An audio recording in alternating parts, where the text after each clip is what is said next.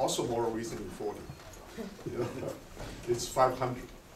So at one point it was considered as the largest course, and a big part of the reason was that you can count 3 or 4 different areas by taking moral reasoning.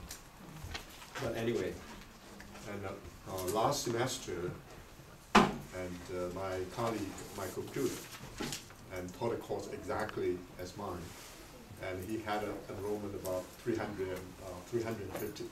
So you are the leftovers. Yeah, but anyway, what's the Confucian way? The Confucian way is way of life, and with a great emphasis on the importance of life and living. But this way of living requires a process of learning to be human. And this the description that learning to be human is fundamentally learning for the sake of the self, as I pointed out earlier. The self is never an isolated individual. It's always a central relationships. I'll try to explain this. So you can imagine learning of the self as a process of expansion from yourself to the family and beyond. But at the same time, you can say it's also a process of deepening. So it's not just broadening, but also deepening. So it's the interplay between broadening yourself and at the same time deepening yourself. It is in this sense, the Confucian tradition is a learning civilization, comes to a learning civilization. And Confucius himself, in the very beginning of the Analects, that at age of 15, I set my heart upon learning. And then he talked about his progression as a process of learning, not just to be human, but to be fully human. From 30, then 40, then 50, then 60, until he died just after, just 2 or 3 years after he reached the highest manifestation, according to his disciples, of human perfection at the age of 70, when he felt that he was able to combine what he ought to be and what he is. In other words, a fusion of moral self-development on one hand, and also an aesthetic vision. So the fusion of what is, what ought to be, a fusion between morality and aesthetics. But is that the final stage? No, he will have to continue. If he lived to the primal age like Buddha at the age of 80. So the process is ceaseless, it's continuous. And it is in this sense that Confucius, as a teacher, required that he was a student. If you're not a student, as a learner, you can never become a teacher. This becomes a theme repeatedly stated in the Confucian tradition. And also, I just want to make a short statement that we call it the Confucian cultural area today. China, Vietnam, Korea, places like Taiwan and Hong Kong, all these places could be considered as learning civilizations. Take the example of Japan. In the modernizing process, they first learned from the Dutch, called the Dutch learning, then from the French, German, and more recently, of course, from the United States. And the fascinating thing about this process of learning is very different from many other cultural traditions.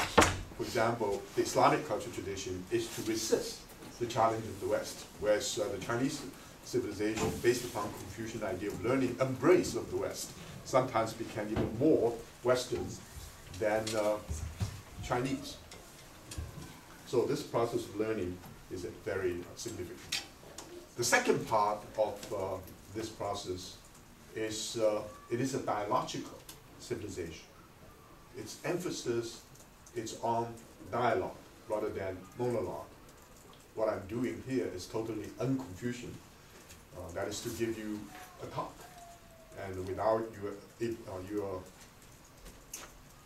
ability to respond in the course I'm delivering this. But the dialogical process is dependent upon the spirit of tolerance.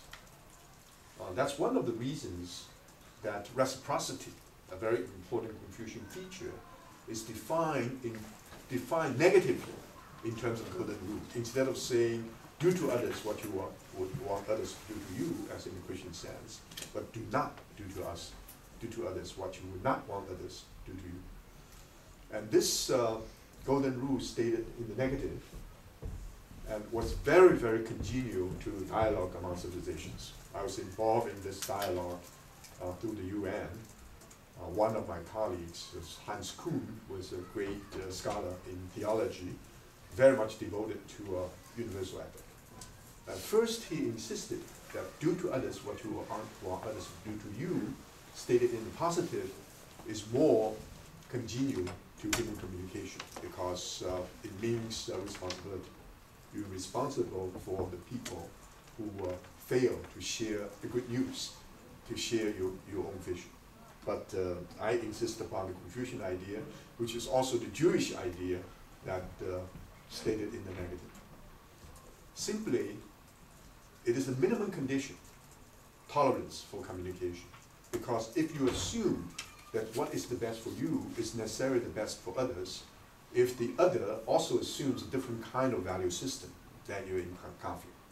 So do not do to others, meaning the spirit of reciprocity. But that positive sense will have to be augmented, that negative sense augmented by a more positive sense, stating that in order to establish myself, I'll help others to establish themselves. In order to enlarge myself, I'll help others to enlarge themselves. To help others, in this sense, is a constitutive part, is an integral part of your self-understanding, of your self-identity. That's the reason why the self is always understood as the center of relationships. At the center, you assert your independence, your autonomy, your dignity. In terms of relationships, you always believe that you are not in isolation. An isolated individual, like an island, is not a Confucian vision of the self. Rather, it's a flowing stream. When it flows, it will enter into communication with many other streams. So this is a way of understanding the dynamics of the process of learning to be human. When you become tolerant, that's not enough. You see, if I just show my tolerance toward you, it's the beginning of a possibility of dialogue, but it's not necessarily a fruitful dialogue. So you really have to recognize your dialogical partner. Recognize that the person who's entered into dialogue cannot be reduced to something else.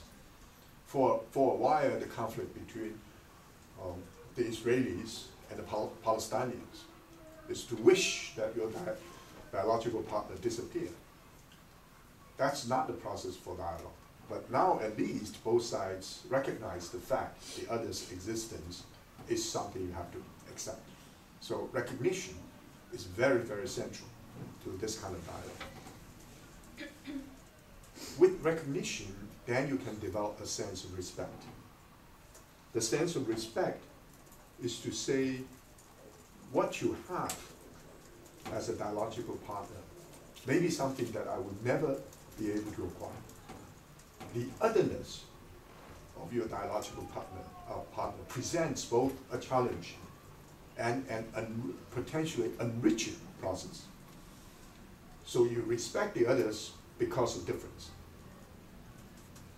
Then, of course, you can have mutual reference and, again, mutual learning. You learn from your dialogical partner. In terms of my personal experience, I'm not a Christian, but I consider myself as a beneficiary of Christian theology, because by continuous interaction with Christians, very different kinds, my own understanding of my own culture or the Confucian tradition becomes greatly broadened.